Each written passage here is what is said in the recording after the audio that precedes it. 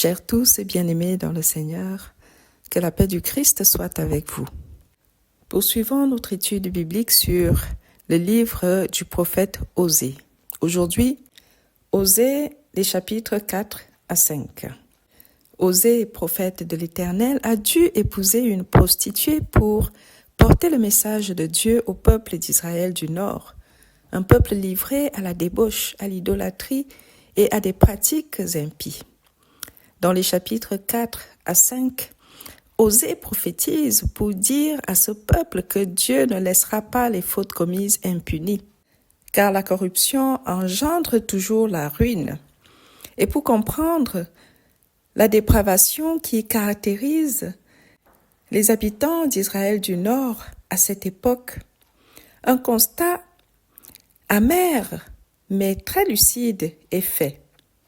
Le peuple de Dieu est détruit et livré à la perdition faute de connaissance. L'ignorance est donc considérée comme un vecteur, le vecteur principal de la bêtise, de la ruine et même de la perdition. De quelle façon? La suite après la prière.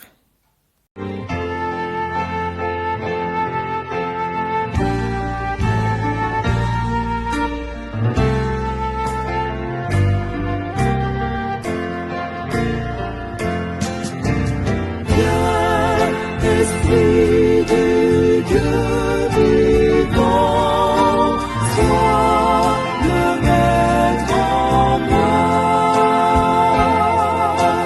Viens, Esprit de Dieu vivant, sois le maître en moi. Sonde-moi.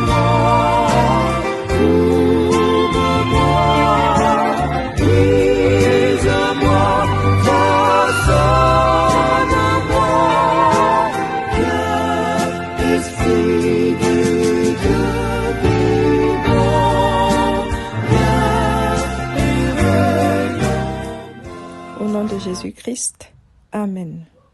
Dieu est en procès contre les impies dès le début du chapitre 4 de ce livre d'Osée. Dieu condamne la vie que mènent les habitants d'Israël du Nord. Ils vivent dans le mensonge, ils vivent dans la méchanceté. Ce qui prévaut, c'est les assassinats, le vol, l'adultère, les injustices, la prostitution à d'autres dieux. Ils font des sacrifices à d'autres dieux. Sur le sommet des montagnes, ils brûlent de l'encens sur les collines pour d'autres dieux. Ils vivent dans l'impudicité, dans la tricherie, le mensonge, et tout ceci sans aucun égard pour la loi de l'Éternel. Lisons au verset 1 à 2 du chapitre 4, il est écrit « Écoutez la parole de l'Éternel, enfants d'Israël, car l'Éternel a un procès avec les habitants du pays, parce qu'il n'y a point de vérité, point de miséricorde, point de connaissance de Dieu dans le pays. Il n'y a que parjure et mensonge, assassinat, vol et adultère. On use de violence, on commet meurtre sur meurtre. » Fin de citation, poursuivons par exemple avec les versets 11 à 13 du même chapitre 4. La prostitution, le vin et le mou font perdre le sens. Mon peuple consulte son bois et c'est son bâton qui lui parle, car l'esprit de prostitution égare et ils se prostituent loin de leur Dieu. Ils sacrifient sur le sommet des montagnes, ils brûlent de l'encens sur les collines. Sous les chênes, les peuples, les térébinthes, dont l'ombrage est agréable. C'est pourquoi vos filles se prostituent et vos belles-filles sont adultères. Fin de citation, arrêtons-nous là. Dieu constate la vie impie que mène le peuple d'Israël du Nord. Il est outré par cette façon de faire et par le fait qu'ils ont oublié sa loi. Ils vivent au gré de leurs propres désirs charnels. Ils ne font que le contraire de la volonté de Dieu. Alors Dieu va annoncer les sentences de punition qui sont la conséquence même du péché. Dieu va expliquer à son peuple que l'impiété mène à la ruine. Le péché a toujours des conséquences, quoi qu'on fasse, quoi qu'on dise. Certains pêchent impunément parce qu'ils comptent sur la miséricorde de Dieu, parce qu'ils se disent que une fois qu'ils iront se repentir, ça ira. Mais Dieu fait comprendre à son peuple que certains actes ont toujours des conséquences répréhensibles. Et la miséricorde de Dieu ne nous protège pas forcément des conséquences de nos péchés. Le fait de violer la loi de l'Éternel et de vivre dans le péché aura forcément des conséquences. Prenons l'exemple d'un voleur qui, plusieurs fois, a dépouillé des personnes honnêtes de leurs biens. Le jour où il se fait prendre et qu'il se retrouve en prison, il peut très bien se convertir, il peut regretter ses actes, donner sa vie au Seigneur et devenir un bon chrétien. Ce sera un converti qui aura la grâce de Dieu certainement parce que Dieu est miséricordieux, un converti qui, dans la sincérité de sa repentance, aura reçu le pardon de l'Éternel et la grâce du salut de la vie éternelle que Jésus-Christ offre à tous ceux qui se convertissent et croient en lui. Mais ce sera quand même un converti qui vit en prison pour payer sa dette. Car le péché a toujours des conséquences. Quand on vit dans la débauche, par exemple, il n'est pas dit que Dieu va nous protéger de certaines maladies qui sont véhiculées dans une vie de débauche. Les premières conséquences du péché sont la ruine et la désolation que ce péché engendre dans notre propre vie, avant même d'aller attrister le Seigneur. Parce que le péché a toujours des conséquences. Et qu'on soit croyant ou non, on paie toujours les conséquences de la vie qu'on mène. Et la vie impie qui régnait en Israël du Nord était telle que, malgré le grand amour et la miséricorde de Dieu, il devait forcément y avoir des conséquences. Alors Dieu annonce à son peuple qu'ils seront bientôt dans le deuil car il va les abandonner à la ruine qu'entraîne leur vie impie. Si nous lisons au chapitre 4 des versets 3 à 4, il dit « C'est pourquoi le pays sera dans le deuil. Tous ceux qui l'habitent seront languissants, et avec eux les bêtes des champs et les oiseaux du ciel, même les poissons de la mer disparaîtront. Mais que nul ne conteste, que nul ne se livre aux reproches, car ton peuple est comme ceux qui disputent avec les sacrificateurs. » Fin de citation. Lisons aussi au chapitre 5, des versets 2 à 3, puis du verset 11 au verset 14. Dieu va livrer son peuple aux mains de leurs ennemis. Nous connaissons l'histoire, les Assyriens qui plus tard ont fait déporter l'Israël du Nord et ont détruit le pays.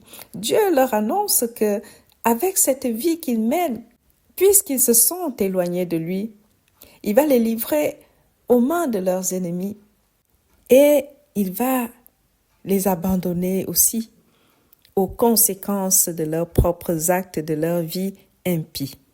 Dans Osée 5, de 2 à 3, il est dit « Par leurs sacrifices, les infidèles s'enfoncent dans le crime, mais j'aurai des châtiments pour eux tous. Je connais Éphraïm, et Israël ne m'est point caché.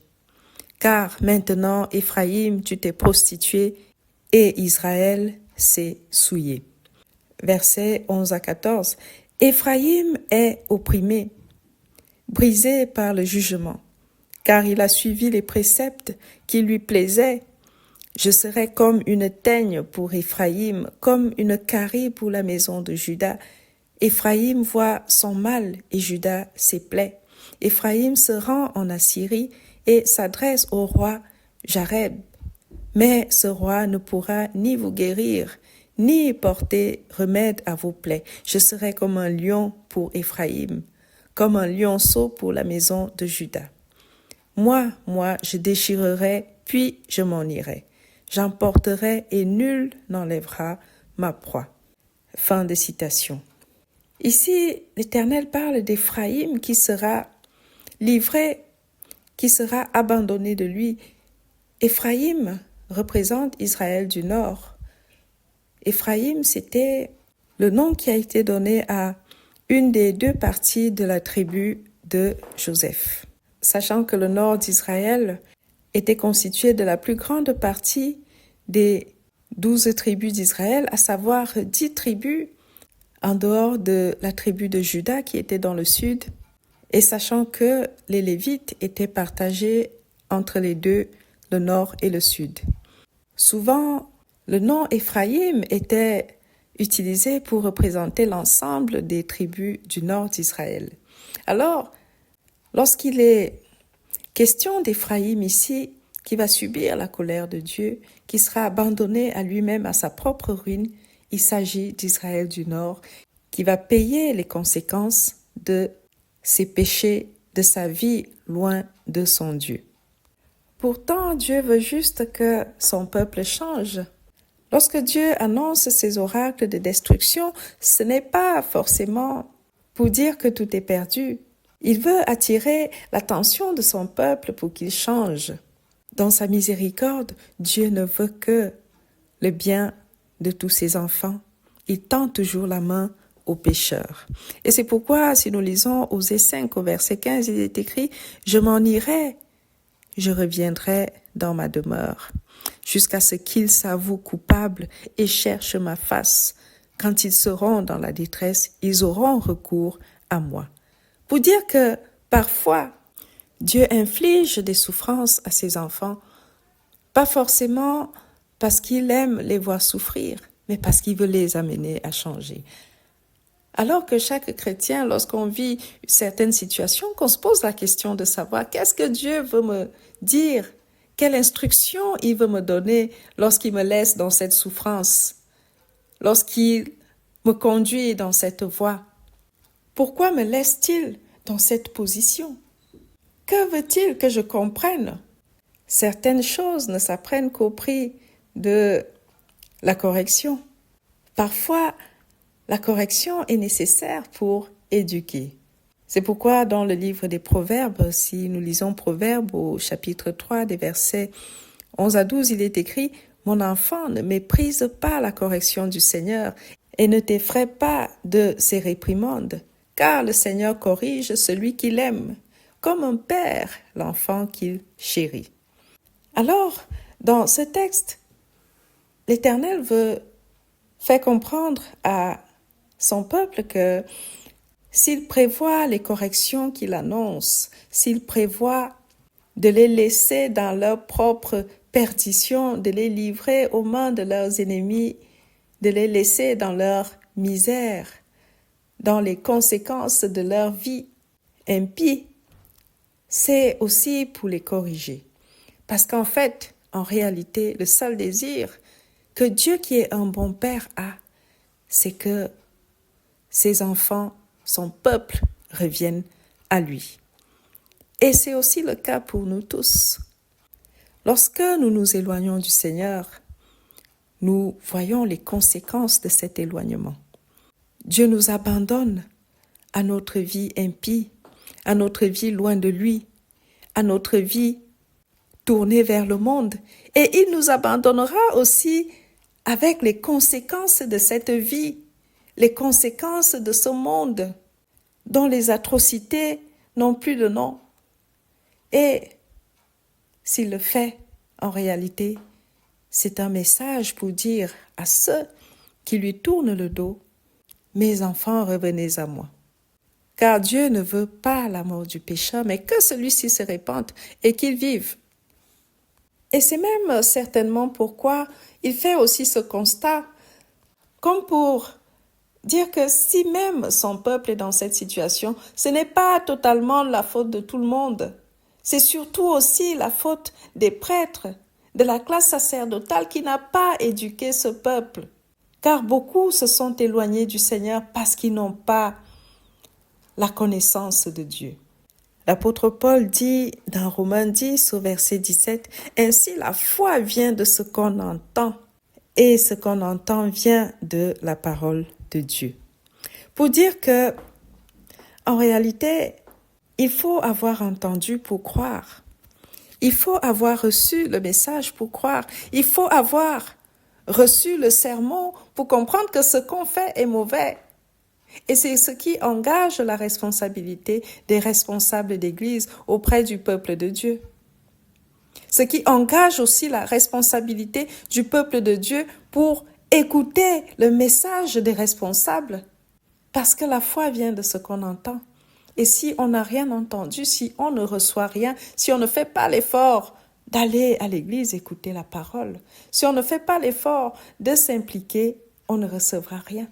On restera dans l'ignorance et l'ignorance engendre la ruine. Et si les responsables ne font pas l'effort de dire la volonté de Dieu au peuple, plutôt que de les flatter pour leur dire ce qu'ils veulent entendre, pour leur faire plaisir, ils les mèneraient à la ruine s'ils ne leur disent pas la vérité de Dieu. Le constat est fait dans Osée 4, au verset 6. Il est écrit « Mon peuple est détruit parce qu'il lui manque la connaissance. Puisque tu as rejeté la connaissance, je te rejetterai et tu seras dépouillé de mon sacerdoce. Puisque tu as oublié la loi de ton Dieu, j'oublierai aussi tes enfants. » Osée 4, verset 6. Dieu fait le constat que si son peuple est détruit, c'est parce qu'il lui manque la connaissance. Alors on en déduit que l'ignorance engendre la bêtise, engendre la ruine. L'ignorance mène à la ruine. Il n'y a rien de plus difficile que de discuter avec un ignorant qui n'est pas conscient qu'il l'est. Parce qu'il campe sur ses positions qui, en réalité, le mènent à la ruine. Et l'ignorance ne peut être surmontée que si on aspire à la connaissance. Lorsqu'il est écrit « Mon peuple est détruit parce qu'il lui manque la connaissance », la phrase qui suit dit « Puisqu'il a rejeté la connaissance », ce qui engage la responsabilité du peuple de Dieu qui rejette la connaissance. Que de sermons, que d'enseignements de la volonté de Dieu. Mais beaucoup écoutent les messages comme si il s'agissait juste d'un divertissement, juste d'une histoire drôle qu'on raconte, mais n'appliquent jamais dans leur vie. Beaucoup d'enfants de Dieu ne se remettent jamais en question, n'essaient jamais d'appliquer la parole de Dieu pour se corriger. C'est ainsi qu'ils rejettent la connaissance de Dieu pour être livrés à leur propre ruine. Un bon chrétien lit la Bible tous les jours, mais combien le font encore aujourd'hui? Un bon chrétien cherche les réponses dans la parole de Dieu, mais combien le font? Un bon chrétien, lorsqu'il écoute un sermon, se remet lui-même en question au lieu de se dire que ce sermon concerne telle personne qui vraiment ne vit pas selon la volonté de Dieu. On juge les autres, mais on ne se juge jamais soi-même. On ne se remet pas en question. Et c'est comme ça qu'on rejette la connaissance. On vit loin de Dieu, loin de sa parole. Combien de chrétiens vont à l'église tous les dimanches? Combien de chrétiens participent à l'action évangélique? Combien de chrétiens lisent la Bible tous les jours? Combien de chrétiens s'activent? Il y a un nouveau mot dans notre temps. On parle de chrétiens non pratiquants. Ça n'existe pas, bien-aimés dans le Seigneur. Quand on est chrétien, on vit en Christ. Ça veut dire que le Christ fait partie de notre quotidien. Autrement, on n'est pas chrétien. Il n'y a pas de chrétiens non pratiquants. Tout au plus, on peut les appeler des prétendants chrétiens. Parce qu'ils prétendent l'être, mais ne le sont pas. Celui qui est chrétien, dans chrétien, il y a Christ. Il vit en Christ. Et quand on est en Christ, on est une nouvelle créature. On vit selon la volonté du Christ, selon son enseignement. Et on pratique cet enseignement aussi dans l'action évangélique. Le Christ, avant son ascension, a dit à ses disciples et à nous tous, allez annoncer l'évangile. Faites de toutes les nations des disciples. Celui qui campe dans le secret de sa maison et qui dit qu'il porte le Christ dans son cœur n'est jamais allé annoncer l'évangile nulle part, n'a jamais soutenu l'œuvre du Seigneur et n'a jamais obéi à ce commandement du Seigneur. Le Christ n'a jamais dit à ses disciples, reste et prie toute seule à la maison, ou tout seul à la maison, ou instruis-toi tout seul. On n'a jamais la science infuse tout seul. C'est ensemble qu'on y arrive. Et c'est pourquoi la parole de Dieu dit dans Matthieu 18, au verset 20, « Car là où 2 ou 3 sont assemblés en mon nom, je serai au milieu d'eux. » Jésus n'a pas été tout seul dans son ministère. Il était toujours accompagné. Et Dieu s'invite là où 2, 3 personnes se réunissent en son nom. Et c'est pourquoi chaque chrétien doit pouvoir œuvrer dans une église, quelque part, apporter de sa pierre à l'édifice du Seigneur d'une façon ou d'une autre, s'engager réellement. Et c'est dans cet engagement qu'on acquiert aussi la connaissance de Dieu, parce qu'on est imprégné dans la parole de Dieu, parce qu'on lit la parole de Dieu, on écoute, la foi vient de ce qu'on entend. Or, Dieu fait ce constat pour son peuple qui est détruit, faute de connaissance, puisque tu as rejeté la connaissance, je te rejetterai. Et tu seras dépouillé de mon sacerdoce. Dans cette deuxième partie, il parle des responsables. Tu seras dépouillé de mon sacerdoce. Ceux qu'il a appelés au sacerdoce n'ont pas instruit le peuple. La responsabilité de ceux qui sont appelés à la prêtrise est engagée. Beaucoup de pasteurs, de responsables aujourd'hui ne disent que ce que le peuple veut entendre, caresse tout le monde dans le sens du poil. Ah, il ne faut surtout pas heurter la sensibilité de tel ou de tel. Il ne faut pas parler de telle chose, de tel sujet qui fâche, parce qu'on veut être pasteur populaire, parce qu'on veut avoir une méga church, parce qu'on veut faire plaisir à tout le monde, parce qu'on veut flatter le peuple de Dieu pour s'attirer ses faveurs. C'est la volonté de Dieu, la vérité de Dieu qu'il convient d'annoncer pour que chacun se remette en question, pour que chacun vive selon la volonté de Dieu, pour que le peuple ne s'éloigne pas de Dieu. Toutes les vérités ne sont pas bonnes à dire, mais il faut les dire. Sinon, le peuple de Dieu sera détruit, mené à la ruine, faute de connaissance. Voilà, bien-aimés, pour aujourd'hui. Pour la prochaine étude, je vous invite à lire les chapitres 6 à 14 du livre d'Osée. D'ici là, que Dieu vous garde et qu'il vous bénisse. Amen.